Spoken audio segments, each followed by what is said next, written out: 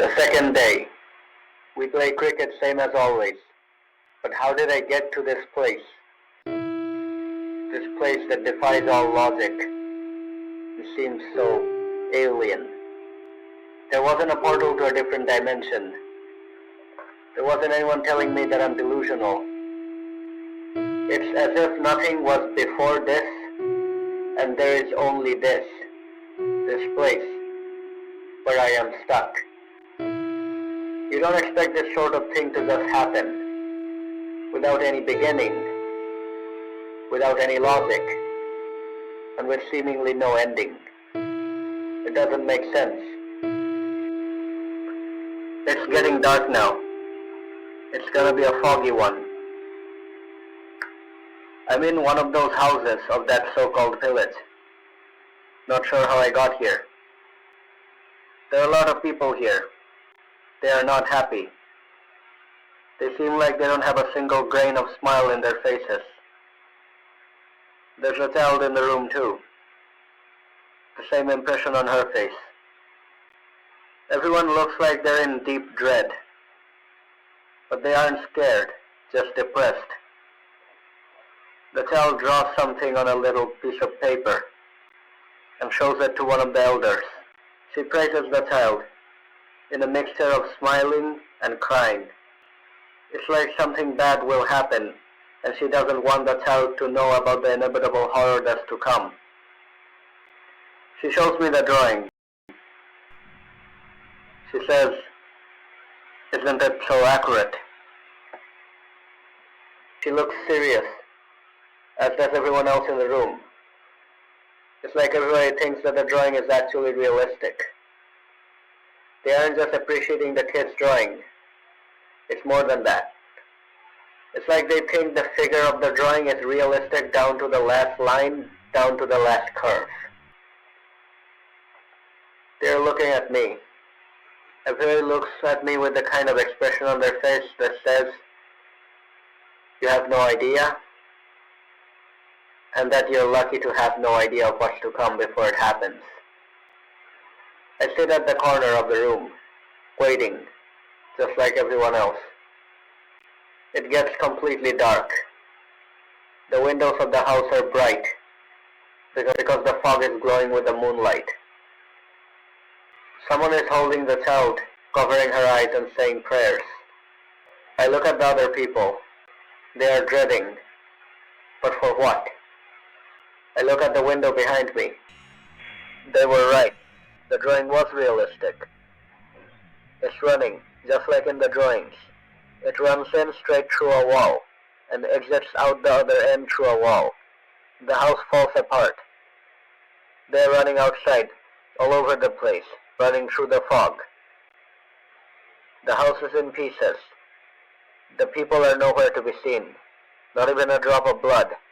Not even a dead body remains. One of those monsters jumps on top of me, but I wasn't about to die just yet. One of those cricket people smacks the monster on the head with a cricket bat. It falls off. I look at the ground beneath me. There's a gun there. It wasn't there before. It doesn't make sense, but I can make it make sense. I grab it and point it at the cricketer. What are those things? What is this place? How did I get here? The cricketer doesn't answer. He calls me crazy and runs away. There are a lot more of those things running around now. I can only run as well. I try to shoot, but the gun is empty. The whole village looks like an active war zone. Fire everywhere. Those things are running all over the place. I don't even know what they do to you if they actually manage to catch you. I wish I wasn't here. Not because of the monsters, but instead because none of it makes any sense. I feel like I want to quit and close the game, as if it all were a bad dream. But I know it's not. This whole place, something that makes so little sense, but it's all real.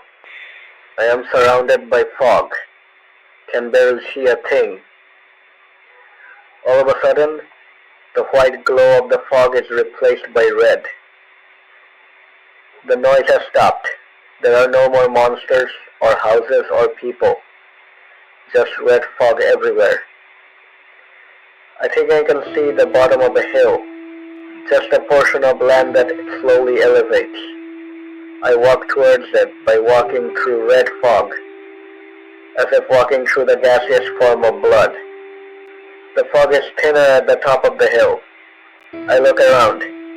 Everywhere all the way up to the horizon is covered with red fog. Then I realized how the white fog got its color. I look up. The moon. It's red and huge, like a mix between a super full moon and a blood moon. I stare at it for a while more. It has a face. It's staring back at me, but nothing happens. Then I feel a sudden thought pop up in my head. The moon makes the tide, right?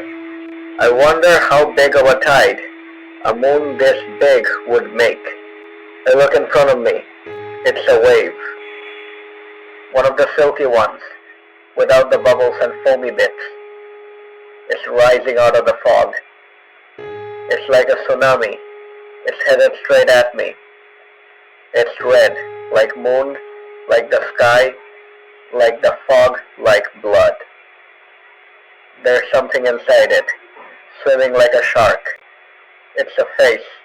It peeps out of the wave facing towards me, headed towards me with the rest of the unthinkably massive wave. It's getting closer, closer, and closer.